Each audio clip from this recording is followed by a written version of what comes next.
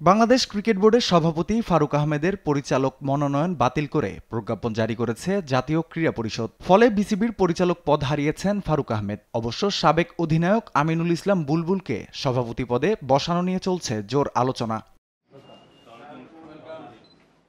বৃহস্পতিবার ফারুক আহমেদের বিরুদ্ধে স্বেচ্ছাচারিতার অভিযোগ এনে পরিচালক পদ থেকে সরিয়ে দিতে যুব ও ক্রীড়া উপদেষ্টা আসিফ মাহমুদকে চিঠি দেন বিসিবির ৮ পরিচালক। সেই চিঠিতে স্বাক্ষর করেছেন বিসিবি পরিচালক নাজমুল আবেদিন ফাহিম, মাহবুব আনাম, ফাহিম সিনহা, সাইফুল ইসলাম স্বপন চৌধুরী, ইফতেখার রহমান মিঠু, কাজী ইনাম আহমেদ, মঞ্জুর আলম এবং মোহাম্মদ সালাউদ্দিন চৌধুরী। তবে স্বাক্ষর করেননি জাতীয় দলের সাবেক অধিনায়ক আকরাম খান। পরিচালকদের এমন অনাস্থার কারণেই ফারুক আহমেদের পরিচালক পদ বাতিল করেছে জাতীয় ক্রীড়া পরিষদ। ফারুক জানিয়েছেন তিনি পদত্যাগ করবেন না। কেন পদত্যাগ করতে হবে সরকারের কাছে ব্যাখ্যা চান তিনি। পদত্যাগ করার কোনো কারণ দেখিনি, কারণ ছাড়া পদত্যাগ করতে পারবো না, কারণ নাই, देयर इज নো রিজন। আমি চিন্তা করছি বাট আমি পদত্যাগের কোনো কারণ দেখি না। আর আমি তো ইলেক্টেড বডি, আমি তো ইলেক্টেড বাই দ্য ডিরেক্টরস।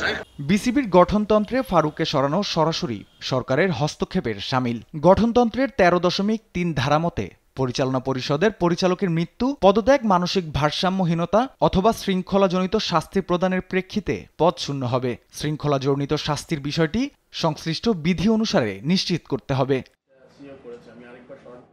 জাতীয় ক্রীড়া পরিষদ প্রজ্ঞাপন জারি করলেও বিষয়টি আইসিসি কিভাবে দেখছে সেটি এখন প্রশ্ন।